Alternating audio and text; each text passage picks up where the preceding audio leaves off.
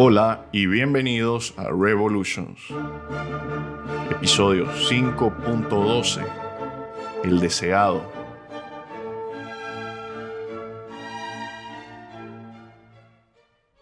Como se habrán dado cuenta, estamos en la fase de puerta giratoria de la carrera revolucionaria de Simón Bolívar, ya que en 1812 se exilia en Curazao y luego Cartagena, para luego protagonizar una triunfal reentrada en Venezuela en 1813, para luego volver al exilio al año siguiente en 1814.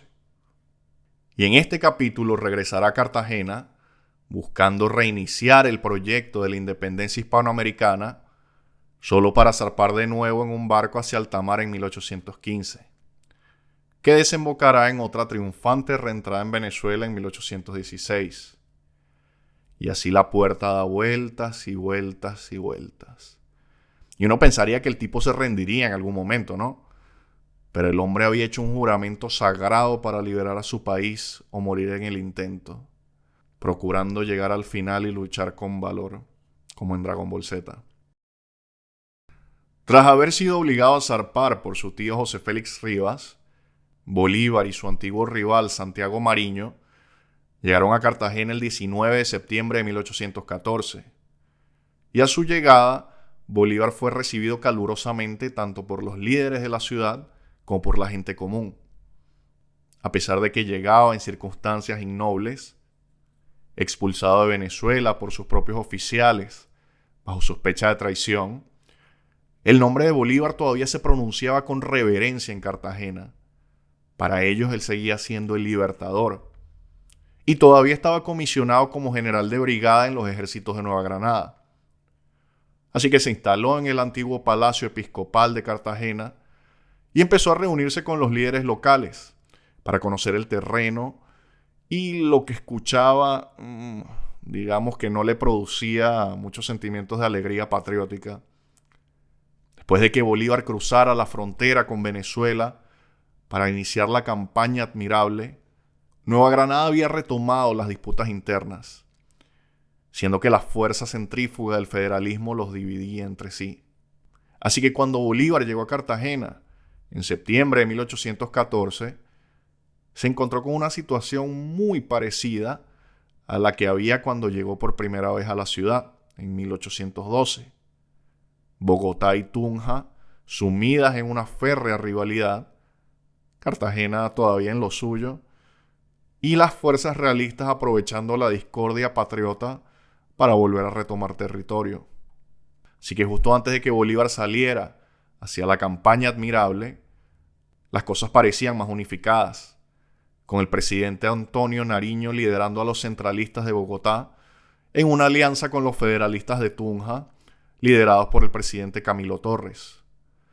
Pero desgraciadamente esa alianza no duró mucho. La razón por la que no había durado fue porque Nariño reunió un ejército de unos 2.000 hombres y los hizo marchar hacia el suroeste en dirección a Quito, en el verano de 1813, justo cuando Bolívar marchaba hacia el este en dirección hacia Caracas. Nariño capturó con éxito la ciudad de Popayán y su importante mina de oro. Pero a medida que avanzaba hacia la ciudad de Pasto, todo se vino abajo. Su ejército fue derrotado por la fuerza realista y cuando corrió el rumor de que el propio Nariño había sido asesinado, el ejército se dispersó. Abandonado en el campo, el propio Nariño fue acorralado y capturado, completando su marcha hacia Quito, pero como prisionero de guerra. Nariño sería embarcado en un navío que le llevaría de vuelta a España, del cual no podría escapar esta vez. Así que a finales de 1815, Antonio Nariño se encontraba en una prisión de Cádiz. Curiosamente, la misma prisión en la que se encontraba Francisco de Miranda. Tras una breve estancia en Puerto Rico, el viejo precursor había sido enviado de vuelta al otro lado del Atlántico y ahora también se encontraba en una celda en Cádiz, escribiendo cartas a todo el mundo que se le ocurría para intentar conseguir su liberación. Pero nadie podía hacer ya nada por él. Y en el próximo episodio le tendremos que dar una calurosa y triste despedida a Francisco de Miranda. De vuelta en Nueva Granada, el principal resultado de la captura de Nariño fue que permitió a los líderes de Bogotá retirarse de su alianza con los federalistas, razón por la cual Bolívar encontró la situación tan similar cuando regresó en septiembre de 1814. Después de un mes en Cartagena, Bolívar, Mariño y algunos otros se dirigieron a Tunja para intentar reunificar las fuerzas republicanas. Bolívar obviamente no estaba de acuerdo con el federalismo tunjano, pero eran lo más unido que había y habían apoyado su invasión de Venezuela antes, así que en realidad les debía una. Y era doblemente imperativo que los republicanos patriotas se unieran bajo cualquier estandarte que los mantuviera unidos, porque para cuando Bolívar llegó a Nueva Granada, la noticia más sensacional de todas ya había cruzado el Atlántico y esta amenazaba con deshacerlo todo, de forma definitiva e irrevocable. Los franceses habían sido expulsados de España y el rey Fernando VII había sido restaurado en el trono. Una noticia gloriosa para todos, menos para los republicanos comprometidos como Bolívar, que sabían que la liberación de España significaría, sin duda, la subyugación de América. Repasando los episodios anteriores, la última vez que vimos los acontecimientos en España fue en el episodio 5.9 y terminamos allí en la primavera de 1812 con la ratificación de la Constitución de 1812. En términos de la guerra peninsular, la situación se había estancado de manera sombría y amarga. Los británicos defendían Portugal, mientras que la regencia y las cortes seguían funcionando desde Cádiz. Pero el rey José Bonaparte y los franceses controlaban el resto de la península. Ahora, es verdad que los insurgentes españoles libraron una implacable guerra de guerrillas por donde podían, pero asimismo tuvieron que soportar después las duras represalias francesas contra los insurgentes. No parecía haber fin a la vista. Eso es, hasta que ciertos acontecimientos en el otro lado de Europa quebraron el estancamiento. Porque en junio de 1812, ¿qué ocurre? Napoleón invadió Rusia. Ahora bien, la invasión rusa fue catastrófica por sí misma. Napoleón partió en junio de 1812 con 685,000 hombres y regresó en diciembre con solo 120,000. Pero además, la invasión de Rusia tuvo un importante efecto dominó desestabilizador y en términos prácticos significó el fin de la ocupación francesa de España. Los aliados también se envalentonaron para lanzar una nueva ofensiva justo cuando Napoleón se veía obligado a retirar tropas de España, en su intento fallido de defender su flanco oriental, que se estaba derrumbando. Así que en Iberia, las fuerzas aliadas británicas, portuguesas y españolas avanzaron en el verano de 1812, expulsando a José Bonaparte de Madrid y tomando la capital. Sin embargo, un contraataque francés en otoño obligó a los aliados a retirarse. Aunque en ese momento, como los informes del desastre que se estaba produciendo en Rusia se estaban filtrando, a principios de 1813 los británicos lanzaron otra ofensiva y esto sí ya fue el principio del fin para los franceses. José Bonaparte abandonó Madrid para siempre en marzo, y con los franceses retirándose en todos los frentes, Wellington, que iba con un ejército de 80,000 ingleses, alcanzó a José Bonaparte y sus 60,000 tropas en Vitoria el 21 de junio de 1813, y resquebrajaron las líneas francesas. Las bajas en esta batalla fueron casi iguales, pero José tuvo que huir, y la unidad que les quedaba a las fuerzas francesas simplemente se hizo añicos. Se vieron obligados a reagruparse en un pequeño territorio en el lado español de los Pirineos, ya que los aliados controlaban ahora la mayor parte del resto de la península. Wellington mantuvo su ofensiva y aunque la campaña fue duramente disputada, los franceses fueron lentamente siendo empujados de vuelta a Francia. Y esto al mismo tiempo que Napoleón está siendo derrotado en Leipzig en octubre de 1813, mandándolo también de vuelta a Francia. con ahora 500.000 de fuerzas enemigas convergiendo sobre el emperador desde todos los flancos. Con los franceses en fuga, el gobierno de la regencia en Cádiz por primera vez tuvo un momento de respiro. Y esto coincidió perfectamente con las elecciones para las Cortes Ordinarias que se convocarían en el marco de la Constitución de 1812, ya que las Cortes Ordinarias sustituirían a las Cortes Extraordinarias que habían gobernado España desde que se convocaron por primera vez en 1810. A medida que estas elecciones se desarrollaron a través de 1812 y 1813, sin embargo, se hizo evidente que los ideales liberales escritos en la Constitución no eran exactamente representativos de la opinión pública española. Una de las mayores quejas era que todas esas ideas liberales eran casi idénticas a las políticas del gobierno bonapartista francés, puesto que los liberales de toda Europa se basaban en el mismo conjunto de teorías. Así que, en lo que se refería a la política económica, la teoría política y el papel de la Iglesia, los liberales españoles se parecían mucho a los ocupantes franceses, con la única diferencia de que los liberales españoles querían que Fernando fuera rey en lugar de José. Así que con el fin de la ocupación, la mayoría de los españoles querían deshacerse de cualquier cosa que sonara remotamente francesa. Así que cuando las nuevas cortes se reunieron en Cádiz en septiembre de 1813, resultaron ser un cuerpo mucho más conservador de lo que había sido su predecesor. Y una de las primeras cosas que hicieron fue votar para volver a reunirse en enero en Madrid, sacando al gobierno central de Cádiz fuera de la influencia de los comerciantes gaditanos y poniéndolo cerca de los absolutistas de la vieja guardia. Pero para cuando las cortes se volvieron a reunir en enero, habían llegado importantes noticias. Napoleón, en un desesperado intento por estabilizar su flanco occidental, decidió liberar finalmente a Fernando de su encarcelamiento en diciembre de 1813.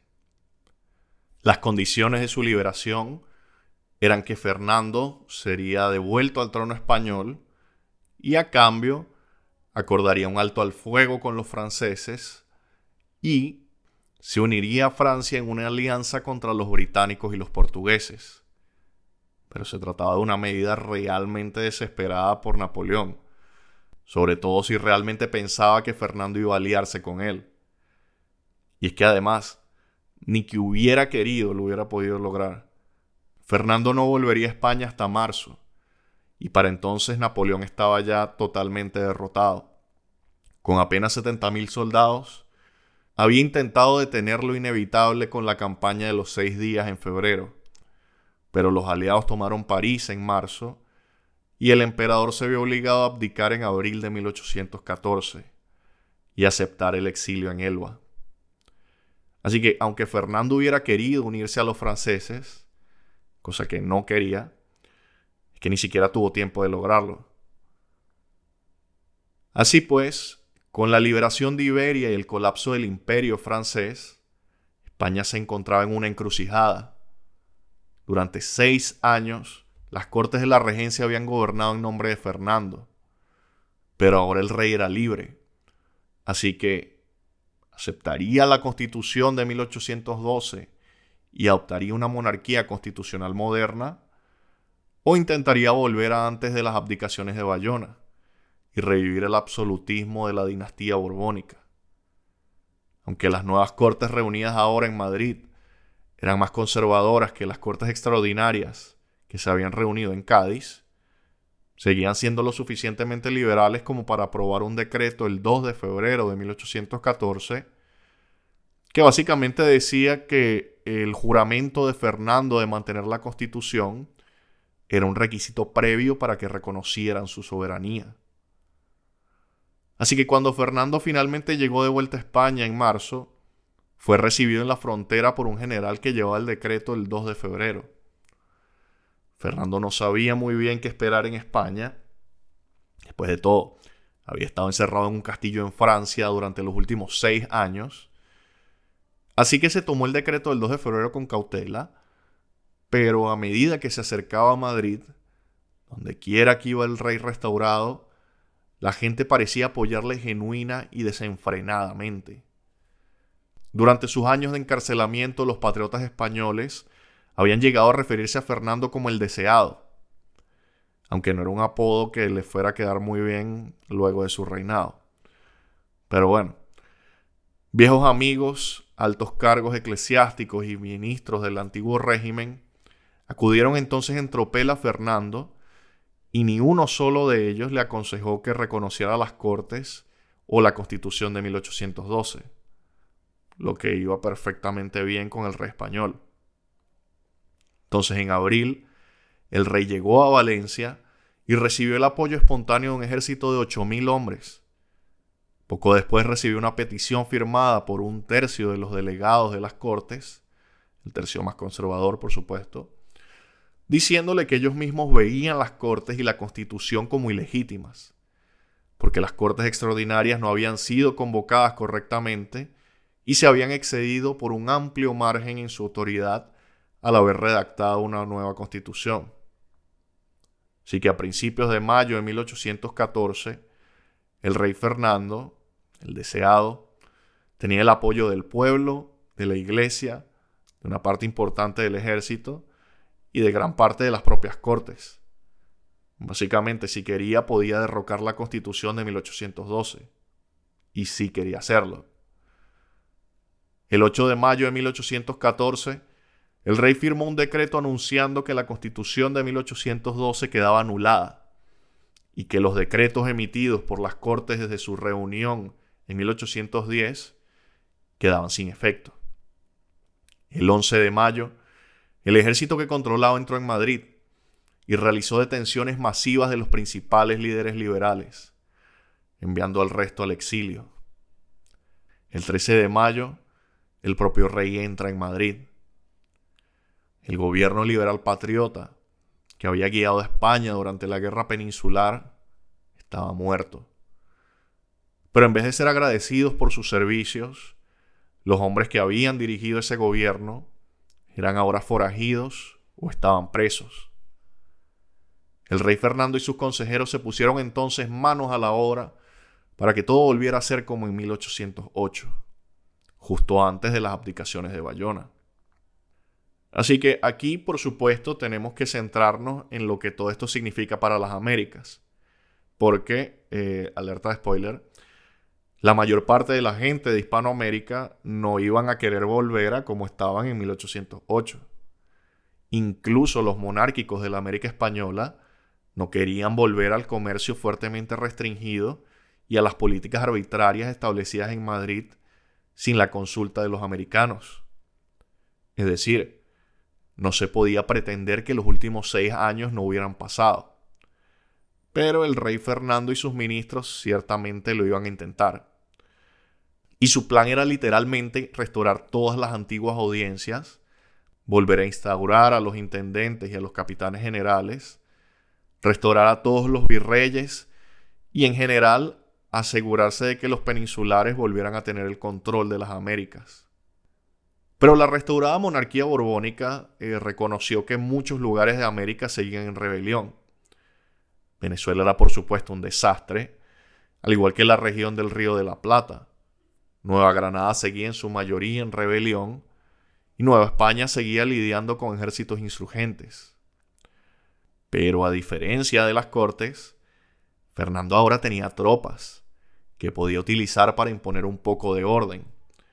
Con Napoleón ahora encarcelado en Elba, el reconstituido Consejo de Indias recomendó formalmente al rey en septiembre de 1814 que una enorme armada fuera enviada para comenzar la reconquista de Latinoamérica. Y el rey dijo que eso le parecía genial.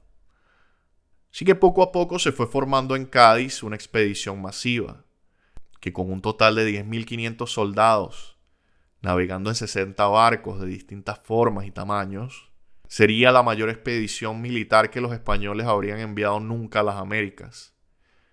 Su destino era la devastada provincia de Venezuela. Ahora, el rey Fernando y sus ministros Cometerían muchos errores desde ahora hasta, digamos, 1820, pero muchos. Pero tomaron una decisión sorprendentemente buena cuando eligieron al hombre para dirigir esta expedición, pues eligieron al general Pablo Morillo. Morillo era un soldado de carrera y se había unido a la infantería española en 1791, cuando apenas contaba con 13 años, por lo que llegó a la mayoría de edad durante las guerras de la Revolución Francesa, aunque por lo general se encontró en el bando perdedor. En 1793 formó parte del contingente español en el sitio de Tolón y estuvo entre los que huyeron ante el audaz ataque del joven Napoleón Bonaparte.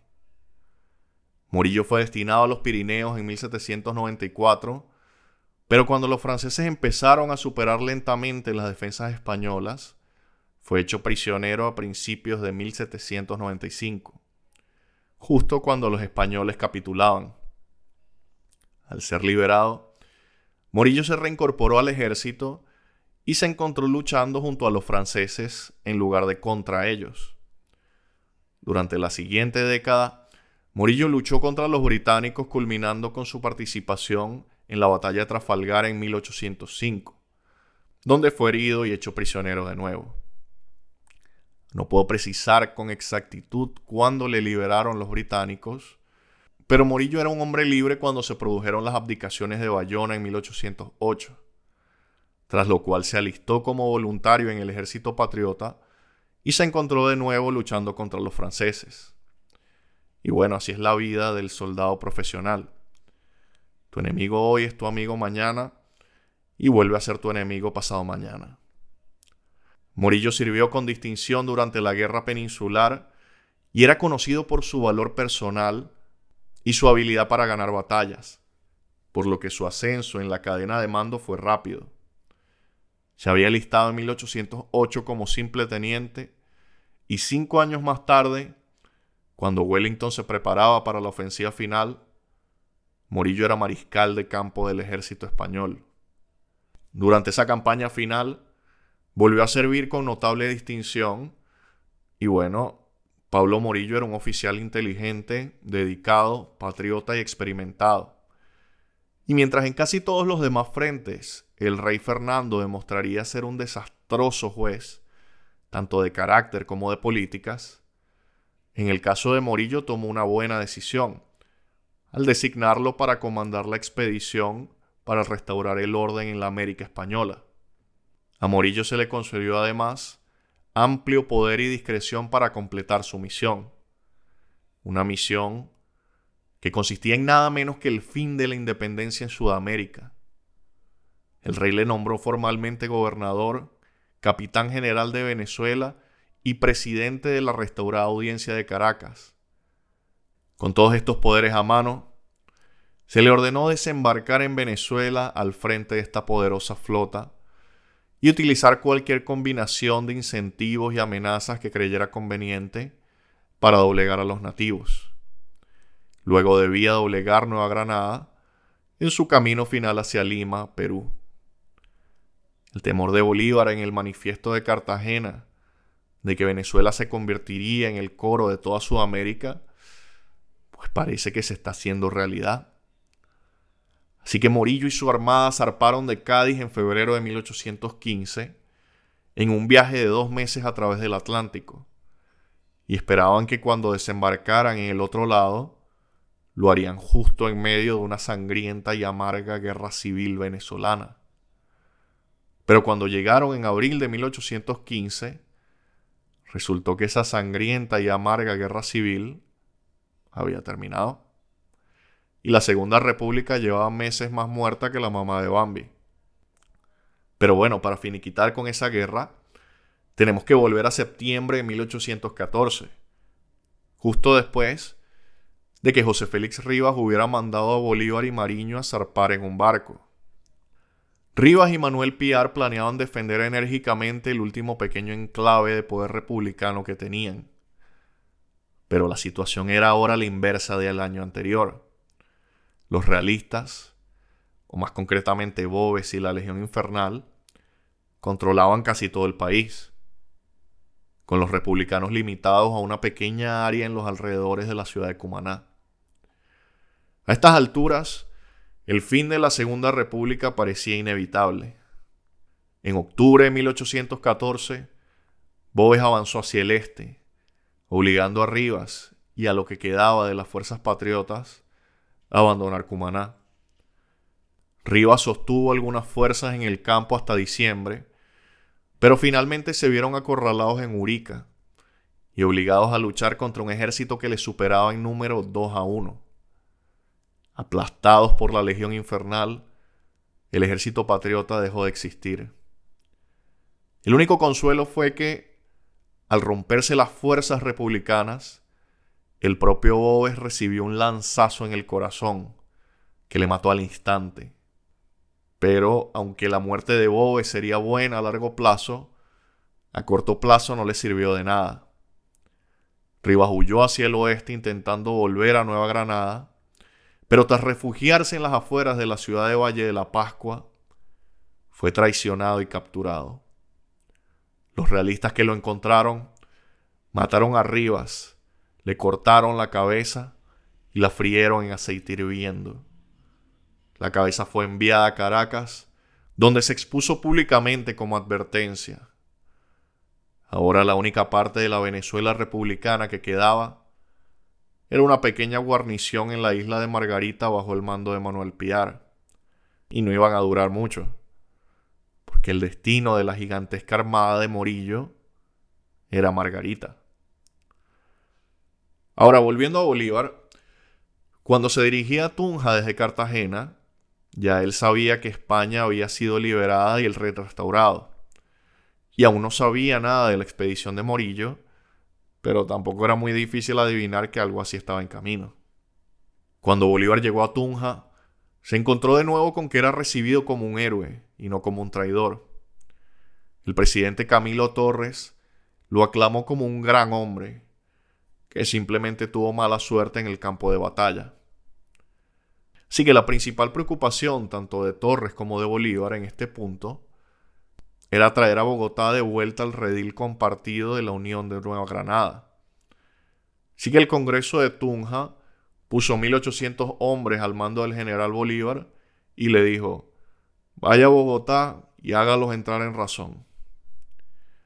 Bolívar y su nuevo pequeño ejército llegaron a las puertas de Bogotá el 10 de diciembre de 1814. Y a pesar de una breve muestra de resistencia, el pueblo de Bogotá no era que tenía mucha fuerza militar para resistir un asedio. Bolívar prometió clemencia si abrían las puertas y 2 días después lo hicieron. A diferencia de Boves, Bolívar cumplió con su palabra, evitando una masacre. Con Bogotá ahora bajo la autoridad militar de Bolívar, el gobierno de Tunja votó para volver a reunirse en la antigua capital virreinal, pues era más grande, más rica y, lo más importante, cementaría el sentido de propósito compartido y ayudaría a vigilarse entre sí. Una vez asegurada Bogotá, Bolívar planeó una campaña del Magdalena a la inversa. En enero de 1815, Bolívar partió con más de 2.000 hombres río abajo, en lugar de río arriba, para desalojar a los realistas, restablecer las líneas de comunicación con Cartagena y, lo que era más importante, seguir avanzando hacia el puerto de Santa Marta, situado en la desembocadura del río Magdalena. Esta ciudad estaba actualmente en poder de realistas y Bolívar quería asegurarse de que la fuerza proveniente de España, que vendría inevitablemente, no tuviera lugar seguro para desembarcar en Nueva Granada. Pero una vez más, los sueños de Bolívar de una defensa americana unida contra una invasión española se vieron obstaculizados por sus compatriotas americanos. Específicamente, esta vez fue un coronel llamado Manuel Castillo. Y esta no es la primera vez que nos encontramos con Castillo. ¿Recuerdan el coronel que renunció con 100 de sus hombres antes que seguir a Bolívar a Venezuela? Bueno, ese era el coronel Castillo. El mismo coronel Castillo que estaba a punto de exiliar a Bolívar y llevar a Cartagena a la ruina. Así que el coronel Manuel Castillo, más o menos, odiaba a Bolívar, lo consideraba un loco fanático que quería derramar sangre neogranadina y desperdiciar sus recursos en planes descabellados en Venezuela, que no es totalmente inexacto, pero claro, desde la perspectiva de Bolívar, su sacrificio compartido se suponía que era por el bien mayor de Sudamérica. Pues bien, Castillo no le interesaba nada de eso y estaba en Cartagena cuando Bolívar regresó. Y tan pronto como el venezolano fanático se marchó a Tunja, Castillo inició una campaña de desinformación contra Bolívar.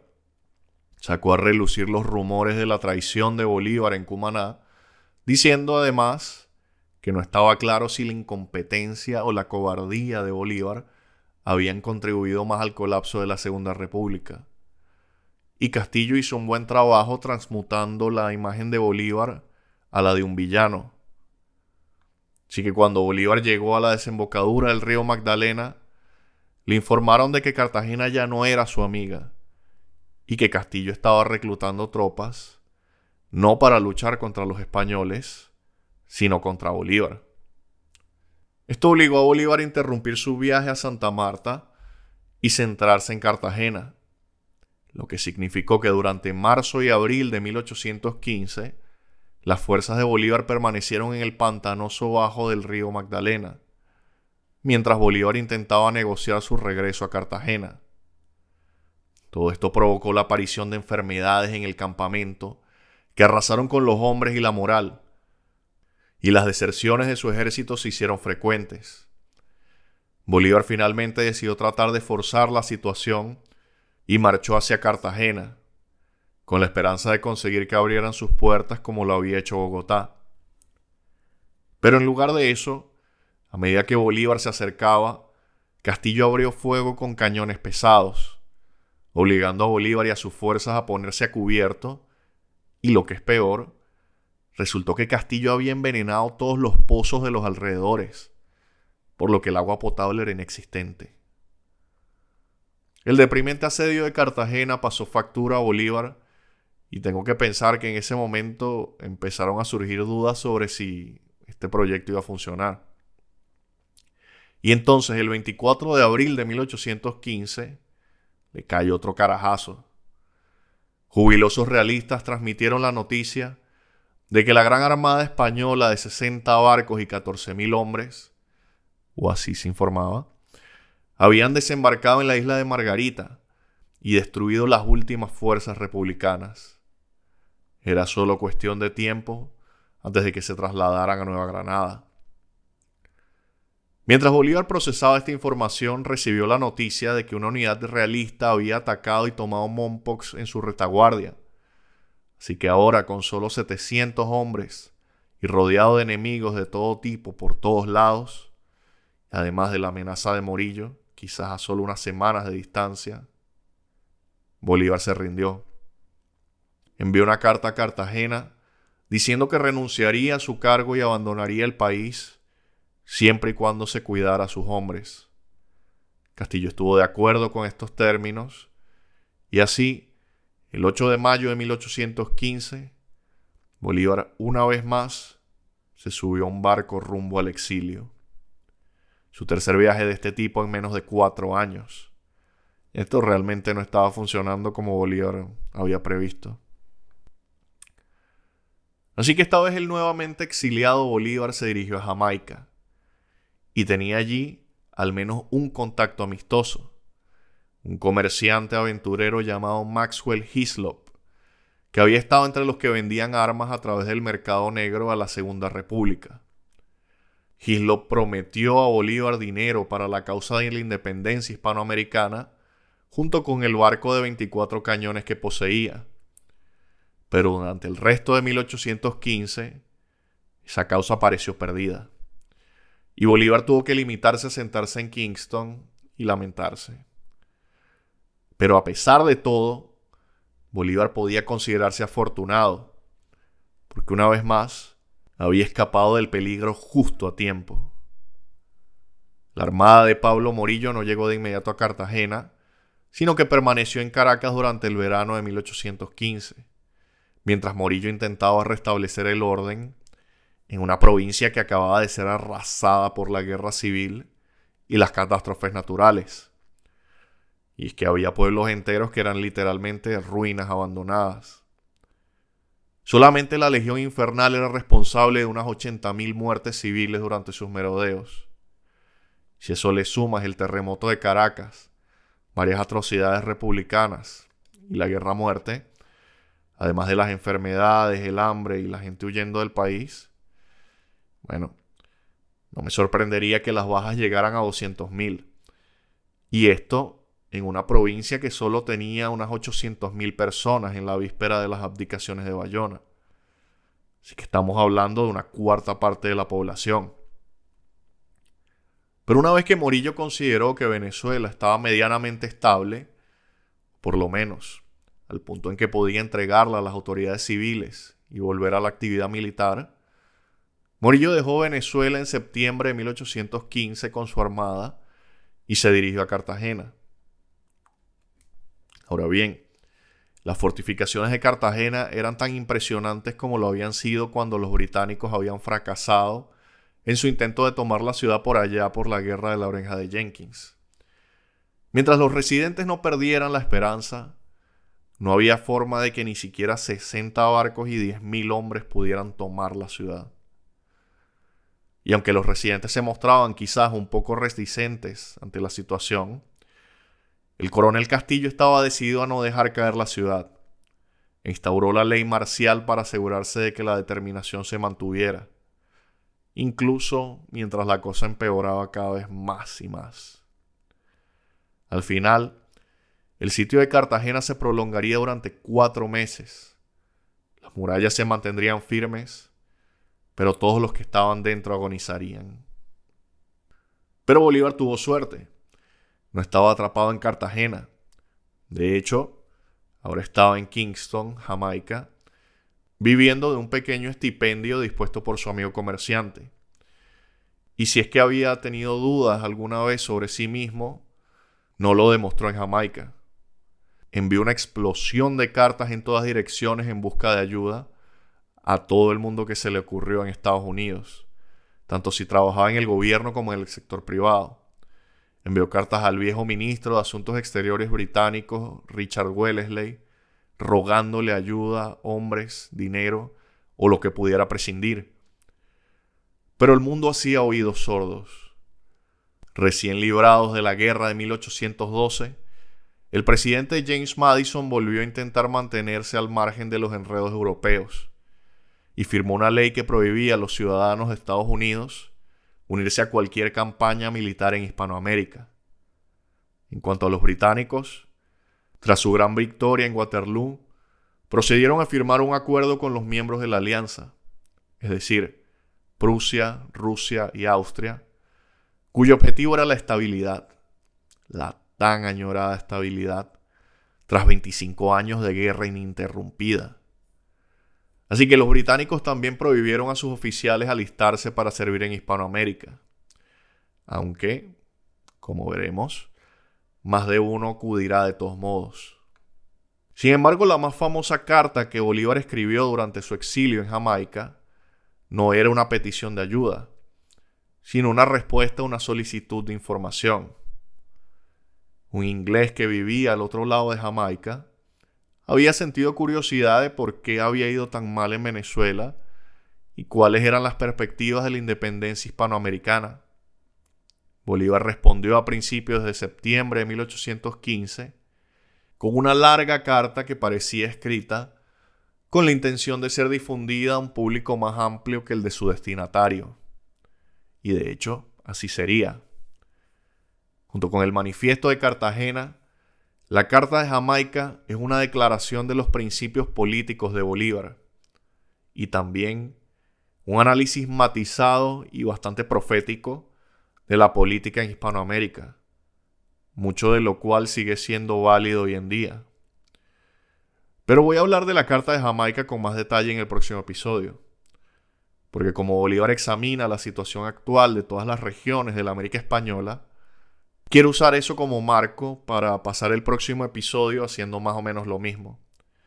Si nos ponemos al día en todos los frentes, a medida que avanzamos hacia la siguiente fase de la independencia hispanoamericana. Mientras tanto, las cosas en Cartagena se estaban poniendo muy mal. A finales de noviembre de 1815, no había nada que comer, no había nada que beber. Las enfermedades y el hambre se habían apoderado de la ciudad y ya habían muerto cerca de 6.000 personas.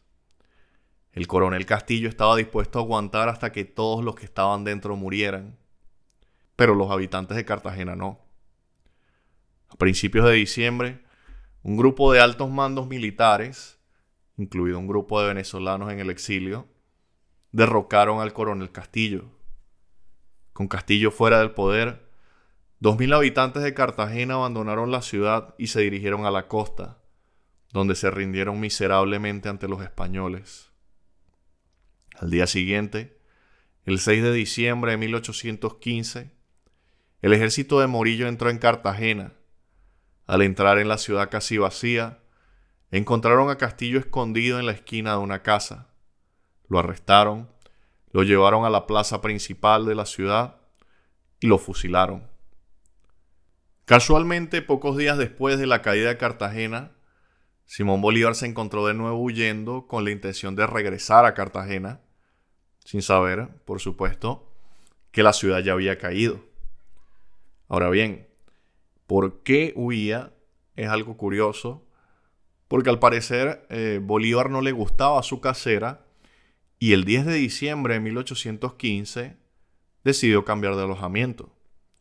Al día siguiente, un oficial venezolano exiliado, que era en realidad el antiguo pagador de Bolívar, llegó a Kingston buscando reencontrarse con su antiguo jefe y fue al antiguo alojamiento de Bolívar sin saber que él ya no vivía allí.